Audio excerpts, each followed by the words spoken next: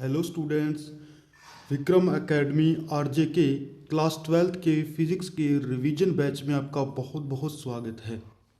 जैसे कि आप लोगों ने थंबनेल पे देखा कि पढ़ तो सब कुछ लिया लेकिन याद नहीं रहता, तो आज की क्लास में आपको चैप्टर नंबर फर्स्ट अच्छे से रिवाइज करवाया जाएगा, जिससे आपको सारी चीज़ें अच्छे से याद रहेगी। चलो बिना वक्त गवाए अपने आज की क्लास को स्टार्ट करते हैं। तो सबसे पहला टॉपिक है अपना विद्युत आवेश। विद्युत आवेश क्या होता है? इलेक्ट्रॉनों की संख्या होती है। और आवेश होता है जो दो प्रकार का होता है, धनावेश और ऋणावेश। एक समान आवेश एक दूसरे को क्या करते हैं? प्रतिकर्षित करते हैं। और विपरीत प्रकृति के जो आवेश होते हैं वो एक दूसरे को क्या करते हैं? आकर्षित करते हैं। आवेश का जो एसआई मात्रक होता है वो होता है कूलम, जिसे सी से प्रदर्शित करते हैं। और एमकेएस के अंदर इसका मात्रक होता है एम्पियर इंटू में सेकेंड। और सीजीएस के अंदर इसका मात्रक होता है स्टेट कूलम, जो आवेश का क्या होता है? सबसे छोटा मात्रक होता है। और आवेश का सबसे बड़ा मात्रक होता है फेराडे। एक फेराडे के अंदर होता है 96,500 कूलम। अब अपने बात कर लेते हैं विमा। विमा को आपको कैसे याद रखना है कि पहले आपको क्या लिख लेना है? MLTA। इलेक्ट्रोस्टैटिक्स के अंदर लगभग विमा आपको इसी तरीके से याद रखनी है। सबसे पहले क्या लिखना है आपको? MLTA। उसके बाद उसकी घातों को आपको याद रख लेना है 0011। 0011 इसके ऊपर रख देना है। फिर आगे बात करते हैं अपने आवेश का क्वांटा। आवेश का क्वांटा क्या होता है? Q = N ही। तो यहाँ पे N क्या है? प्राकृत संख्याएं। और E क्या है? एक इलेक्ट्रॉन पे क्या होता है? चार्ज होता है या आवेश होता है। उसका मान कितना होता है? 1.6 गुणा में 10⁻⁻19 कूलम। चलो नेक्स्ट अपने स्टार्ट करते हैं कूलम बल। कूलम बल होता है दो बिंदुवत आवेशों के बीच में लगने वाला क्या होता है? आकर्षण या प्रतिकर्षण बल होता है। तो बिंदुवत आवेश यहाँ पे Q1 और Q2 है। R क्या है? इन दोनों आवेशों के बीच की क्या होगी? दूरी। तो इसका मात्रक क्या हो जाएगा? न्यूटन। और इसकी विमा की बात करें तो वो क्या हो जाएगी? 11-42। सीधा याद रखना आपको 11-42। अब K यहाँ पे क्या है? कांस्टेंट है, जिसका मान कितना होता है? 1/4πε0 होता है। और जिसकी कैलकुलेशन करने पे फुल वैल्यू कितनी मिलती है अपने को? 9 गुणा में 10⁹ न्यूटन मीटर स्क्वायर अपॉन में कूलम स्क्वायर। अब यहाँ पे बात करें एप्सिलॉन नोट क्या है? एप्सिलॉन नोट होती है निर्वात की विद्युतशीलता, क्योंकि दोनों आवेशों को बीच में कुछ ना कुछ क्या होती है? निर्वात होती है, हवा होती है। तो उसके कारण उसकी विद्युतशीलता निकल के आती है। और उसका मान कितना होता है? 8.85 × 10⁻12 कूलम स्क्वायर बटा में क्या हो जाएगा? Newton metre square. अब यहाँ पे देखें तो पहले K का मात्रक क्या निकल के आया था अपने पास? न्यूटन मीटर स्क्वायर अपॉन में कूलम स्क्वायर। तो इसका मात्रक अपने वैसे निकाले तो क्या हो जाएगा? एप्सिलॉन नोट को इधर भेजें और K को इधर भेजें तो इसका मात्रक क्या हो जाएगा? उल्टा हो जाएगा, जिससे क्या हो जाएगा? कूलम स्क्वायर बटा में न्यूटन मीटर स्क्वायर। अब Q1 और Q2 क्या थी? दोनों बिंदुवत आवेश थी। R क्या था? उन दोनों आवेशों के बीच की दूरी। K यहाँ पे क्या था? नियतांक था। चलो नेक्स्ट अपने स्टार्ट करते हैं विद्युत क्षेत्र। विद्युत क्षेत्र देखो क्या होता है कि वह क्षेत्र जिसके अंदर कोई परिरक्षण आवेश बल को अनुभव करे। परिरक्षण आवेश वो होता है जो बल को अनुभव कर सकता है लेकिन बल लगाता नहीं है, और यह क्या होता है? धनावेशित होता है। तो इसकी परिभाषा के हिसाब से क्या हो जाएगा? E बराबर में या E वेक्टर बराबर में limit Q tends to 0 F vector upon में Q। Q यहाँ पे क्या है? परिरक्षण आवेश। और दूसरी इसकी परिभाषा क्या हो जाएगी? E वेक्टर बराबर में विभव बटा में लंबाई। तो इसके मात्रक कितने हो जाएंगे? 2 हो जाएंगे। पहला मात्रक इस सूत्र से क्या हो जाएगा? न्यूटन बटा में कूलम। दूसरा हो जाएगा इससे वोल्ट पर मीटर। इसकी विमा की बात करें तो क्या हो जाएगी? 11-31। 11-31 आप इसके ऊपर लगा दीजिए, जिससे आपको विमा लगभग याद रहने लग जाएगी। अब अपने बात कर लेते हैं, क्योंकि विद्युत क्षेत्र एक क्या है? सदिश राशि है, तो इसकी दिशा भी होगी। तो इसकी दिशा कैसे होती है? जो धनावेश होगा उसके लिए जो विद्युत क्षेत्र की दिशा होती है वो हमेशा के लिए क्या होती है? बाहर की ओर होती है। और जो ऋणावेश होता है उसके लिए जो विद्युत क्षेत्र की दिशा होती है वो क्या होती है? हमेशा के लिए अंदर की ओर होती है। चलो नेक्स्ट टॉपिक अपना है विद्युत फ्लक्स। विद्युत फ्लक्स क्या होता है कि किसी पृष्ठ पर या किसी तल के अंदर लंबवत गुजरने वाली विद्युत बल रेखाओं की संख्या को क्या बोलते हैं? विद्युत फ्लक्स बोलते हैं। इसका सूत्र क्या होता है? φ = EA cos θ। मात्रक की बात करें तो क्या हो जाएगा, न्यूटन मीटर स्क्वायर अपॉन में कूलम। और दूसरा मात्रक इसका क्या हो जाएगा, वोल्ट इनटू में। नेक्स्ट अपने डिस्कस करते हैं विद्युत द्विध्रुव। होता क्या है कि परिमाण में समान, दिशा में विपरीत दो क्या होते हैं, विद्युत आवेश होते हैं, जिनके बीच की दूरी कितनी होती है, 2a होती है। उसे विद्युत द्विध्रुव कहते हैं और इसे P से प्रदर्शित करते हैं। और यह एक क्या होती है, सदिश राशि होती है। तो P वेक्टर बराबर में क्या हो जाएगा, इसकी परिभाषा के हिसाब से इसकी मैथमेटिकल फॉर्म P वेक्टर बराबर में Q इंटू में 2a वेक्टर। इसके मात्रक क्या हो जाएगा फिर, कूलम इंटू में मीटर। और इसकी विमा अपने याद रखें तो कैसे याद रखेंगे, 0 111, 0 111 और 21 की घातें लगा देंगे, ये MLTA की घातें लगा देंगे।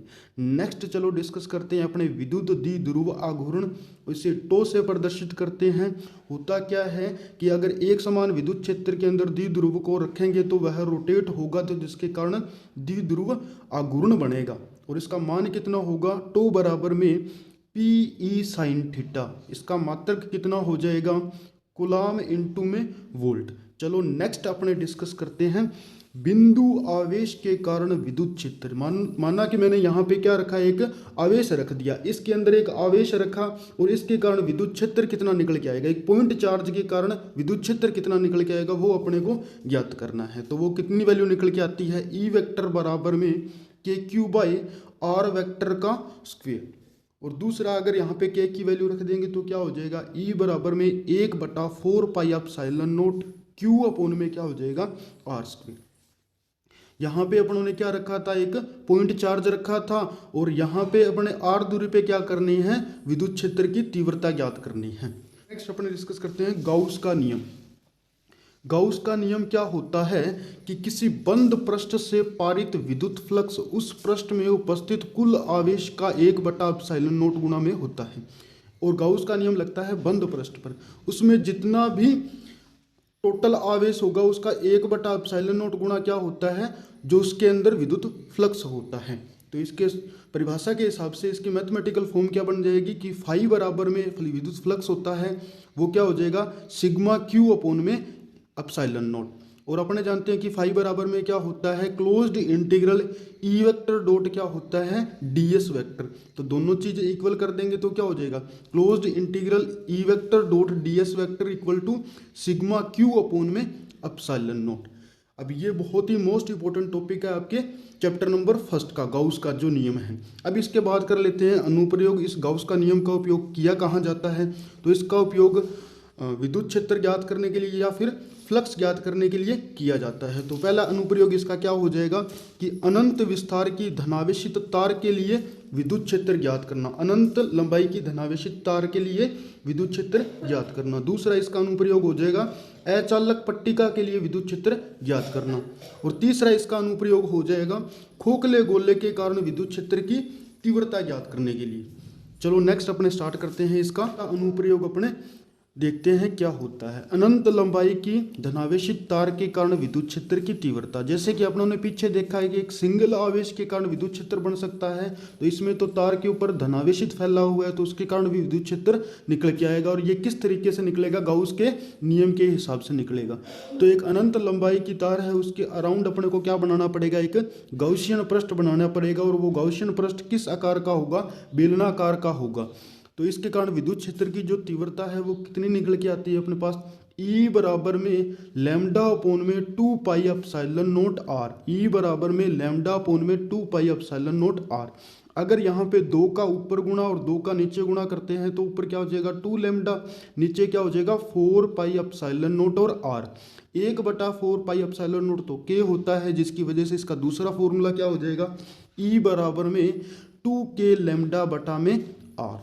और यहाँ पे लैम्डा क्या चीज़ है, रेखीय आवेश घनत्व है। जो तार थी उसके पृष्ठ पर कितना धनावेश फैला हुआ है, रेखीय आवेश घनत्व होता है। तो लैम्डा बराबर में Q अपॉन में क्या हो गया, लंबाई, जितनी लंबाई के अंदर आवेश फैला था। चलो नेक्स्ट अपने डिस्कस करते हैं कि अपरिमित अचालक अनंत विस्तार की पट्टिका के लिए विद्युत क्षेत्र। अब की बार क्या कर रहे हैं, एक शीट ले ली और उसके ऊपर क्या है, धनावेश फैला होगा और उसके कारण अपने को क्या करना है, विद्युत क्षेत्र की तीव्रता निकालनी है।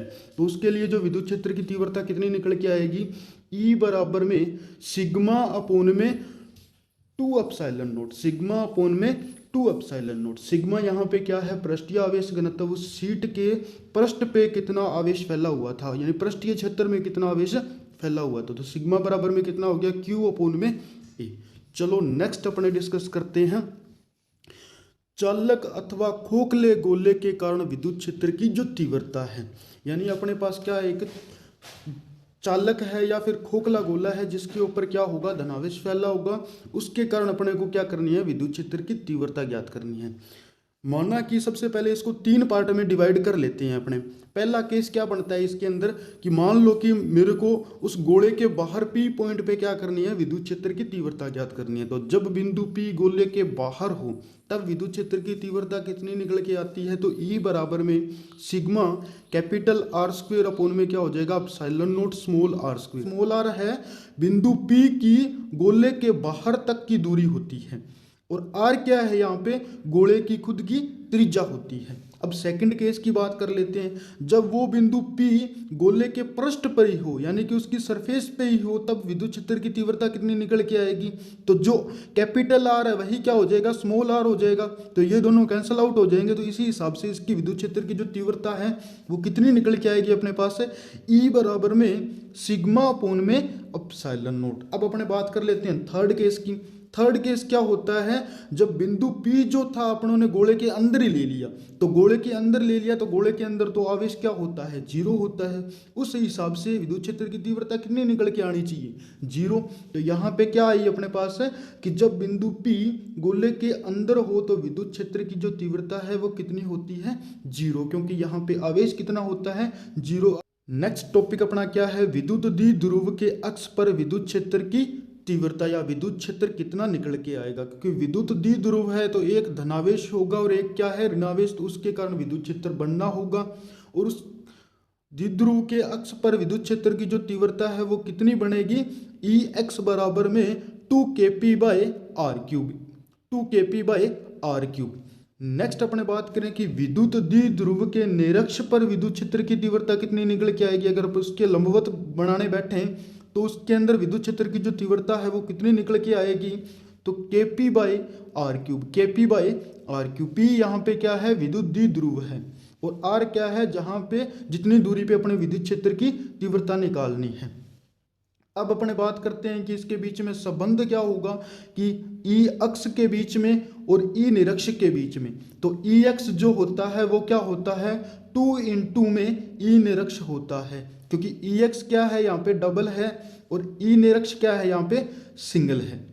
तो आज की क्लास आपको कैसी लगी, अगर आपको क्लास पसंद आई है तो नीचे कमेंट सेक्शन में ज़रूर बताएं, और अगर आपको क्लास पसंद आ रही है तो आप इसे लाइक, शेयर एंड चैनल को सब्सक्राइब कर लीजिए, और साथ में बेल आइकन को दबा लीजिए, जिससे न्यू वीडियो जैसे ही अपलोड होगी तो आपको उसकी सूचना वगैरह मिल जाएगी। धन्यवाद।